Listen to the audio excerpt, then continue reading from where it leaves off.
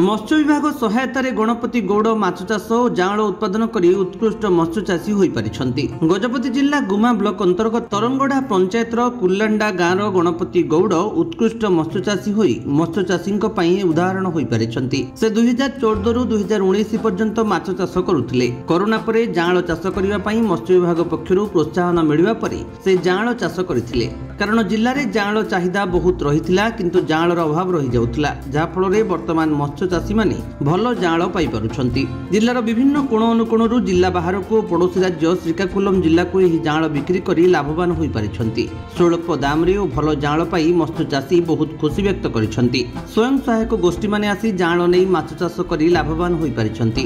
मत्स्य चाषी गणपति गौड़ एही जाँल चाष करी वर्षको 4 रु 5 लाख टंका लाभवान हो पारुछंती। सेही मत्स्य जाँल चाष करी निजर सामाजिक अर्थनैतिक वृद्धि करबा सह समाजर मुख्य स्रोत रे पहुंची पारिछंती। से अन्य माननकु रोजगार दे पारुछंती और अन्य चाषींक पई प्रेरणादायक हो पारिछंती। मुख्यमंत्री मत्स्यजीवी कल्याण योजना रे रिहाती मध्यम पाई पारुछंती। आपण नाडा नाको राजलक्ष्मी को ग्रुप सरस्वती ग्रुप कौन सब एठो जाणा नउचंदी माछ चाष करचंदी जोगीपाड़ू सरस्वती ग्रुप ग्रुप माछ नहीं के चाष करके बड़ हेले बिक्री करचंती। ना पेरो भारती को ग्रुप मादी सरस्वती ग्रुप जोगीपाड़ू जाणा नहीं करी माछ चाष करचंदी। ఇక్కడ నుంచి చేప పిల్లలు తీసుకొని వెళ్ళి మా చెరువులో వదులుతాం. అవి పెద్ద అయితే మేము అమ్ముకుంటాం. లాభం అవుతుంది, ప్రాఫిట్ అవుతుంది. ఆ లాభం పెరిగితే లాభం. ଆପଣ ପରିଚୟଟା? ମୋ ନାଁ ଗଣପତି ଗୌଡ଼ ଆଜ୍ଞା। କୋଉ ଗାଁ? କୁର୍ଲଣ୍ଡା କୋଉ ଜିପି? ତରଙ୍ଗଡ଼ା ଜିପି। କଣ କହିବେ ଯୋଉ ଆପଣ ଯାଁଳା ଚାଷ କରୁଛନ୍ତି କେତେ ବର୍ଷ ହେଲା ଯାଁଳା ଚାଷ କରୁଛନ୍ତି ଏବଂ ଆଗ କଣ ଚାଷ କରୁଥିଲେ ଏବଂ ଏ ଯାଁଳା जिलार कोण अनुकोण को पठाउछन्ती कि एवं या द्वारा लाभ नै पछन? आगरु खाली धान चाष करदिलु, तापरे मत्स्य विभाग सहायता पाई करे माछ चाष करजु। माछ बड़ माछ करदिलु, तापरे आमे छोट माछ रे जाँल चाष करलु। प्रत्येक ब्लॉक प्रत्येक जिला मध्ये आमे पठाई पारजु। ए चाष करी आपण लाभ नै परछन्ती? हां, या लाभ न होजी। मो लाभ न होची, मो सहित लेबर मध्ये उडे छोटा बंचछन्ती। केते लाभ नै परछन? वर्ष प्राय उडे 5 लाख टंकार प्रॉफिट पाउ छार। अन्य चाषी कोन देबे प्रेरणा? मोर भला जो चाष करी से मान भी कले लाभवान कि सही थांदे। आपण केते खुशी अछन्ती?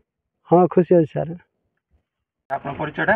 मो परिचय कारुण्य गिरधारी, मो सहकारी मत्स्य अधिकारी गुमा ब्लॉक। कोन कहबे जो हिताधिकारी जाँळा प्रोडक्शन करछन्ती एवं आगो मत्स्य चाष करथिले, अपन जाँळ चाष करी से निजे आत्मनिर्भरशील होई समाजर मुख्य स्रोत को आसी पहुंच पाछन्ती एवं जिल्लार कोण अनुकोण को जाँळा पठाइस जिला बाहर को मध्य जाँळा पठाई पारछन्ती। या द्वारा निजर आर्थिक सचल होई पारछन्ती एवं समाजर मुख्य स्रोत को आसी पहुंच। या पर कोन कहबे? श्री गणपति गौड़ 2014 टू 2019 पर्यंत माछ चाष करथिले। 2019 कोरोना जेतबेला आसिला, कोरोना परे तांको आमे प्रोत्साहन दैथिलु आ कहिथिलु जे जाँळ चाष करिया पय, जेहेतु आम जिल्ला रे जाँळ चाषर चाहिदा बहुत थिला किंतु अभाव रही जाउथिला। तो से जाँळ चाष करिया आरंभ करथिले आ जो द्वारा आखपाखर लोक आमर गजपतिर गुणपुर पाखापाखि आमर श्रीकाकुलम जिलार किछि चाषी भी एमा ए पाख पाख गाँ पाखरु भल जाँळ पाई पारुछन्ती आ स्वल्प दाम रे पाई पारुछन्ती।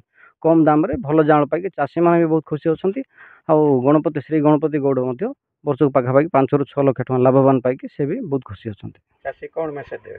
चाषी को आमे या कहबा जे गणपति गौड़ को देखिबे, सेमान तांको प्रेरणा पाइबे आ अन्य चाषी भी माछ चाष प्रति आग्रह प्रकाश करंतु आ माछ चाष करंतु भल भाबरे।